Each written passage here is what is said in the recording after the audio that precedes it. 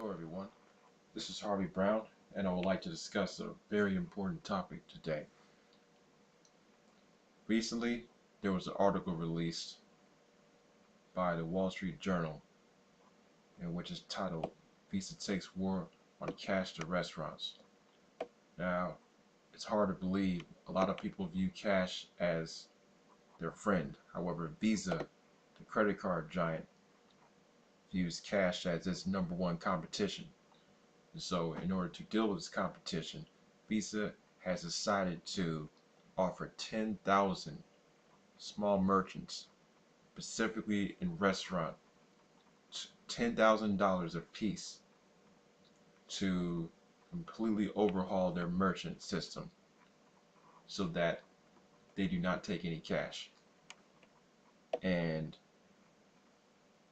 I mean, they're offering 50 different restaurants an application process that's starting this month. And they're going to do this so that obviously the more people that use Visa card and credit card transactions, it raises their revenue. It's higher revenue for these credit card companies and banks. And so, as mentioned earlier, Visa has long considered cash one of its biggest competitors and has been taking steps to chip it away. And according to Visa Chief Executive Al Kelly, getting rid of cash is a priority. And so, for if you're not aware already, the company last year, 59% of the purchase volumes was accounted for by Visa, and MasterCard accounted for 25% of that share. And even just last year, even though there's a trend of a lot more people using debit and credit card transactions, $17 trillion worldwide was used last year um, in the form of check and cash transactions. And that was an increase from 2% from that year before. And so for me, I've seen a lot of small businesses, specifically gas stations, where a lot of people, like these credit card transactions, can cut into the profits of these small businesses.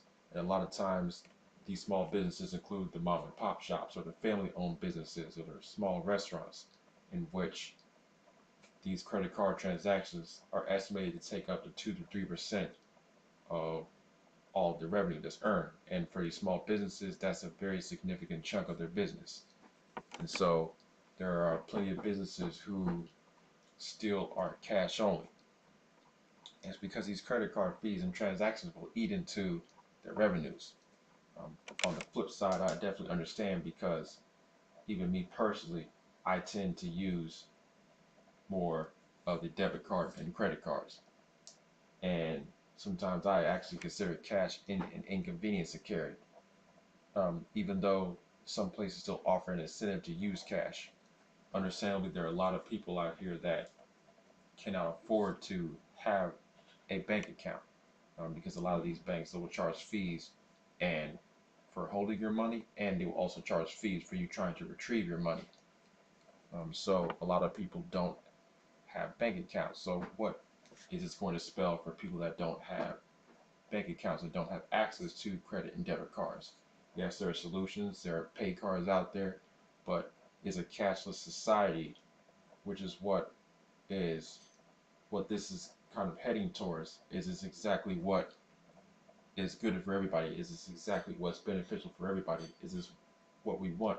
We have to be very careful what is being asked of the people here in this country and even around the world, because other countries around the world, such as Denmark and also such as Canada and Poland, they're making the push for a cashless society within the next 20 years. And it's it's coming pretty quickly. So, like I said, feel free to leave your thoughts or your comments, and don't hesitate to subscribe to my YouTube channel. All right, thank you very much.